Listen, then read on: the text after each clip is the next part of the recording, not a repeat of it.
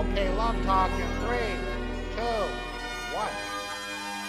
Hi, I'm Bob Chatterley. And I'm Judy Chatterley. We've been married for about 16 years now. Actually, Bob, it's 17 years. Well, we've really benefited from the material in the Love Talk book. Yes, and that's why we are so excited to be a part of this DVD. Like some of the other couples you're going to meet, we're going to share some stuff from our own relationship. But we should move on here. Oh, right. Sorry, honey. Let's learn a little bit about Les and Leslie Parrott. Hey, roll the video. Doctors Les and Leslie Parrott are best-selling authors whose work in the field of relationships has been featured in USA Today, the New York Times, CNN, Good Morning America, Fox, and Oprah. You didn't tell me they were on Oprah. They were on Oprah. I'm impressed. They give relationship seminars in over 40 cities annually, appearing live before over 1 million people per year. Les is a professor of clinical psychology, and Leslie is a marriage and family therapist. And together they co-direct the Center for Relationship Development at Seattle Pacific University. Go all right, sweetie. I didn't seem rushed, did I? You were great, honey. You have been so supportive lately. Well, I did read the book. I can tell.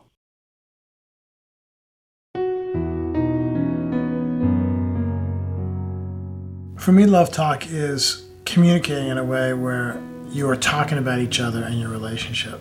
And you start to really feel awesome about each other. Love Talk to me would mean Jeremy and I are on the same page. We are working towards something together, not I have an agenda and Jeremy has an agenda, but we have an agenda together because we care about each other. Honesty, openness, vulnerability, sensitivity, deep listening. Being able to connect with my life partner, my wife, at a deeper than superficial level. Well, we are sitting on a love seat, and so I feel it's the communication that takes place when we're sitting on our love seat. No. Sorry.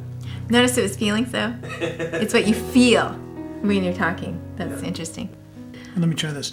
Love Talk is when you objectively analyze everything and get the facts out so that duty and responsibility are perfectly taken care of and the house is clean. That's really loving. How's that?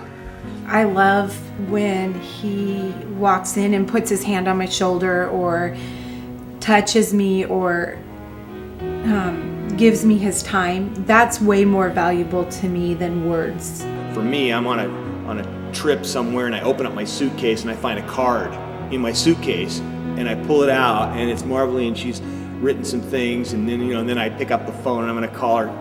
That's my idea of Love Talk. Being able to help her celebrate the greatest hopes and get through the greatest fears. Is that too deep? You guys are all looking at me like, wait a minute, okay, is that a yes? I mean, I don't know. It's like everybody's on fire. I'm like, oh my God, what do I do?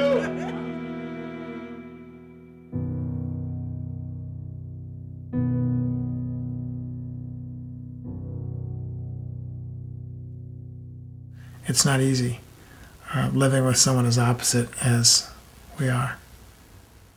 And we need a lot of help, so we appreciate any kind of video, book, online assessment. We need it all. It's over funny. and over and over again. The funny thing is we teach a lot of stuff to young couples, and we do really well teaching them, but practicing it is always quite difficult, although it helps us to be, constantly helping others. But, man, it is no picnic and a lot of work, and it matters more to us than anything else because we totally are committed and love each other. But it's not easy to have a frictionless relationship if you're Jeff and Stacy. Here in the library of Seattle Pacific University, where Les and I teach, you'll find a lot of history books. And if you think about it, that's millions of pages representing years and years of human activity and communication. And it's the same way with our relationships. Each couple creates a history of their own, and every interaction between them inscribes a page in that history. When lots of negative interactions build up, we get defensive and begin to create a wall between us, a lot like this wall. That's true, but when you have positive interactions with your partner, there's an indelible inscription on each page of the story you're writing together, and it says, I'm known and I'm understood.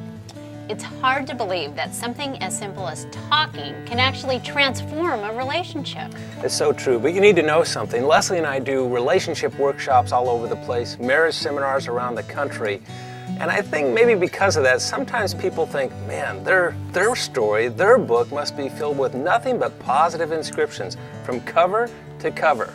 Well, let me read you a transcript, a page from our book, the dreaded page 36. Oh yeah, page 36. I can't stand it when you give me that look. What look? You know exactly what look. It's that one that says I'm a dimwit. I didn't say a thing. Exactly, it was your face that said it for you. Hey, I just thought because you were in charge of getting the directions, you might know where we're supposed to go. Oh, you're so condescending when you look at me that way. I could say the same thing about you.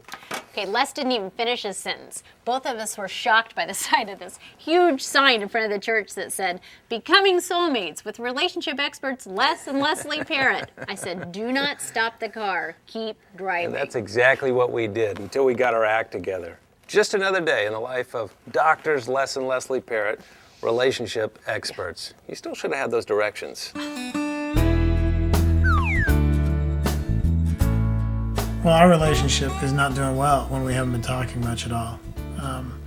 If there's times, you go through days and you have not connected, maybe because you're busy or because you've been tired and I haven't gone out of my way to talk to her or something, and you just ask her a question like, how are you? Stacy's the kind of person that if there's a lot of stuff in her and I don't ask for it, she just keeps it there. I think you tend to get short with one another when you're not having meaningful communication. I think that's where you see it. You just are kind of coexisting in a home together, and things might irritate you more about one another. And I think when you're having more times of communication, you see that type of atmosphere diminish. Once the walls are going up, it's pretty tough to get out of it.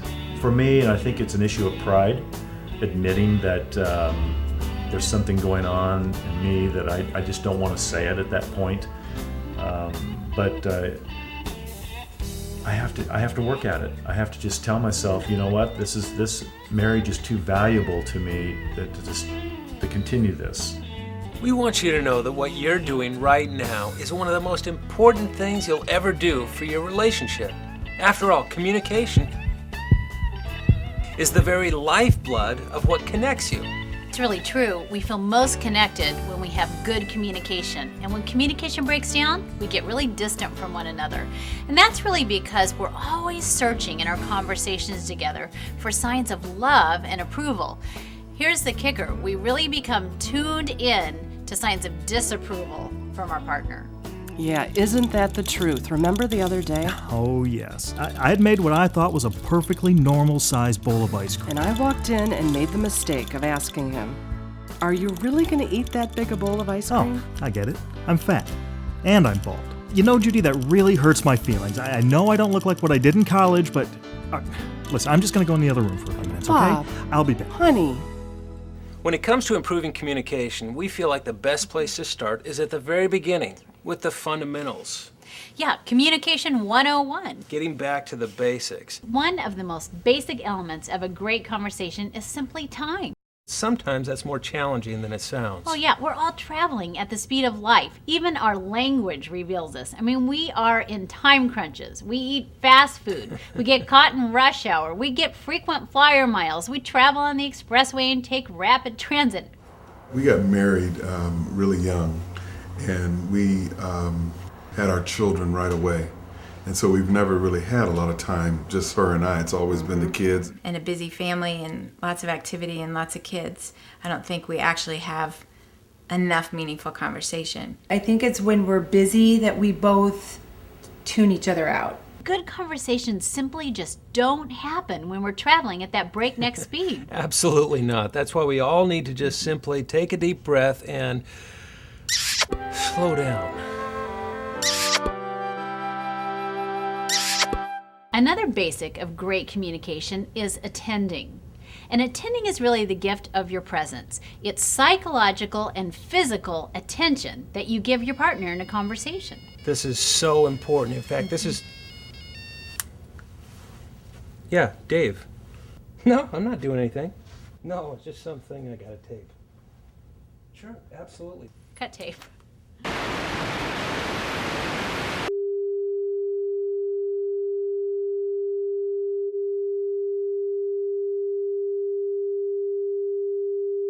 Take 44, Mark.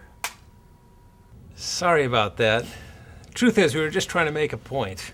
Yeah, but it doesn't feel very good to be on the receiving end of that, especially in a conversation with your partner. This is how I can tell when maybe Marvelly's not, tuned right in. Is I'll be telling her some really, interesting story to me. Did you hear about this? And then I'll look over and she's actually programming a number into her cell phone. I'm thinking, okay, it's not really riveting, is it? Aaron is a multitasker, and with the advent of computer technology, cell phones, pagers, etc., that has gone to the nth degree. And so that's kind of challenging, because I do like full attention, right? Right, yeah, right. When I ask a question or tell him something, and I know that he's watching TV and he'll say, yeah, and he didn't answer the question that I even asked, that drives me crazy. A couple things to keep in mind about really attending so your partner feels heard. One of the things it requires is good eye contact. Well, maybe not that good. I agree. And another thing is just to have an open posture that lets your partner know you're in tune with him or her. Yeah, and choose an environment that's free from a lot of distractions so you can focus. And sometimes that even means turning off the cell phone. Paul Tillich said the first duty of love is to listen. And it really is essential when it comes to love talk to learn to listen to the feelings beneath the surface, not just to the words your partner's saying. Another fundamental is clarification, clarifying the content of what you hear. In fact, for the words that you and I use most frequently in the English language, there are on average 3.5 different meanings for each word. We need to clarify content. Take a look at the words that you see right now on the screen. What do they say? Decipher them. How many of you see the words love is now here? How many of you see the words love is nowhere? There's probably somebody out there that also sees the words love, ice snow here. No explanation for that guy, but we all need to clarify content. Sometimes I will stop a conversation and ask him to tell me what I just said because I want to make sure that he's been listening, because I feel so differently when I hear that he has understood what I've said. And sometimes I'll even ask him to say it back to me. And actually it's a great way to get me to stop talking about things over and over and over. Yeah, I was mad about that ice cream comment for a couple of days. Oh, you sure were. As it turns out, if I just would have clarified what she had meant... Yeah, he had just gotten his cholesterol results back from the doctor. Yeah, it was pretty high. And, that was all I meant. That was all she meant. Note to self. In the future, clarify. Oh, yeah. And eat more oatmeal. Another fundamental of good communication is to avoid giving unwanted advice. Absolutely. And what happens when we give unwanted advice is we stop the flow of genuine feelings in a conversation. We just bring it to a halt. Sometimes it's kind of difficult to hear it if it's said in a way that I feel like it's kind of condescending, or maybe said in a way that's kind of a put down. I'm working on raising my question to advice ratio. So I'm kind of trying to ask more questions instead of just say, what it is. Although I am open to the fact that that I should just stay the same and everyone else should change. That would work out too. Well, there you have it. Communication 101. A few fundamentals to get us started on the road to love talk. Now, these fundamentals are more powerful than you might ever imagine. But sometimes, at least if you're like us, you need a little reminder to kind of come back to even the basics. Yeah, it's important to carve out time to talk.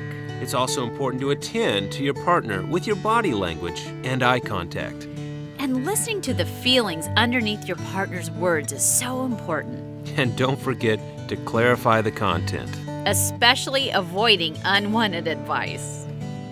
Another thing we want to mention in closing is something you'll find at our website at realrelationships.com. It's called the Online Love Talk Indicator. It's a little online assessment that'll take you no more than 10 minutes.